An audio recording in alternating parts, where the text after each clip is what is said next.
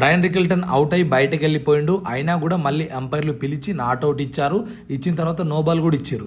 Reason ఏంటంటే Klaasen wickets ముందుకు వచ్చాడు అని. బట్ చాలామందికి ఇక్కడ ఏం జరిగింది అనేది అసలు ఒక క్లారిటీ లేదు. బట్ ఇక్కడ ఒక లా గురించి మనం తెలుసుకోవాలి. ఆ లా ఏంటి అనేది ఇప్పుడు క్లియర్గా చెప్తా.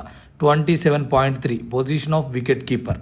సో ఇక్కడ ఈ లా మనకేం చెప్తుందంటే 27.3.1 అనే లా వికెట్ కీపర్ అనే పర్సన్ వికెట్స్ వెనకాల బౌలర్ బాల్ని డెలివర్ చేసే వరకు వికెట్స్ వెనకాలే ఉండాలి.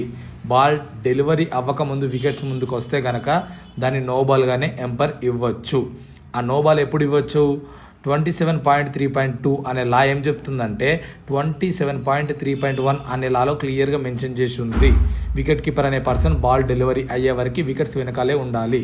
ఒకవేళ 27.3.2 అనే లాలో తను ఆ రూల్ని కనుక నిష్క్రమించడం లేదా పట్టించుకోకుండా ఉంటే కనుక డెఫినెట్లీ ఎంపైర్ నో బాల్ ఇవ్వచ్చు అని.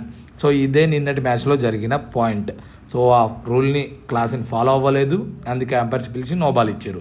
దీని గురించి మీకు క్లియర్గా తెలవాలంటే మ్యారీలెబన్ క్రికెట్ క్లబ్ అని కొట్టినా గూగుల్లో దొరుకుతాయి లాస్, లేదా ఎంసీసీ లాస్ అని కొట్టినా క్లియర్గా వస్తుంది. సో వీడియోస్ లేదా ఫొటోస్ చూస్తే క్లాసిన్ బాల్ డెలివరీ కంటే ముందే తన గ్లౌస్ వికెట్స్ ముందుకు వచ్చాయి. సో ఈ లా ప్రకారం అది నాట్అవుట్ అవుతుంది. అలాగే umpire no ball and free హిట్గా కూడా ఇచ్చేసిండు. సో ఐ హోప్ ఈ ఇన్ఫర్మేషన్ మీకు నచ్చింది అనుకుంటున్నా. నచ్చితే లైక్ చేసి మీ ఫ్రెండ్స్కి షేర్ చేయండి అండ్ ఛానల్ని సబ్స్క్రైబ్ చేసుకోండి.